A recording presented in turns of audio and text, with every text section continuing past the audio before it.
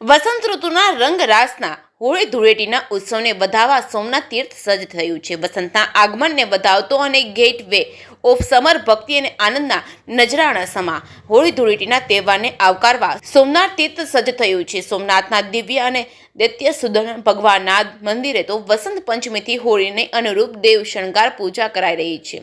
હોળી ધૂળેટી સુધી દરરોજ બપોરના આરતી પછી અબીલ ગુલાલ અને કેસુડાના રંગ કેસર અને સુગંધથી પવિત્ર યમુના જળથી હોળી ઉત્સવની પરંપરા ખેલાય છે અને ધાણી, ફગવા અને ખજૂરની પ્રસાદીનો ભોગ ધરાય છે. કરિયાણા બજારો ધાણી, ડાળિયા, ટોપરા, સાકરના હાડા તેમજ શ્રીફળ, ખજૂર, અબીલ ગુલાલ, રંગી પિચકારીઓ અને ભાતના કલરો અને નાની ધજાઓથી બજારો છવાય છે અને અનાદિથી સોમનાથમાં હોળી ધૂળેટીનું મહત્વ રહેલું છે. તેનું સાક્ષી સોમનાથ ટુરિઝમ ફેસિલિટી સેન્ટરમાં આવેલા સોમનાથના પ્રાચીન શિલ્પ સ્થાપત્ય, જૂના સંગ્રહાલય, શિલ્પ કોતરણીના જીવન અવશેષોમાં આજે જોવા મળે છે. શિલ્પ હોલિકા દહનનું છે અને જે અંગે શિલ્પ નીચે અંગ્રેજી અને હિન્દી બેન લિપિમાં હોલિકા દહનનો ઇતિહાસ જણાવ્યો છે. સોમનાથનું હાલ મંદિર 7મું મંદિર છે અને આ શિલ્પના પૂર્વના 6ઠા મંદિરના એટલે કે ઈસવીસન 1308ના સમયના છે.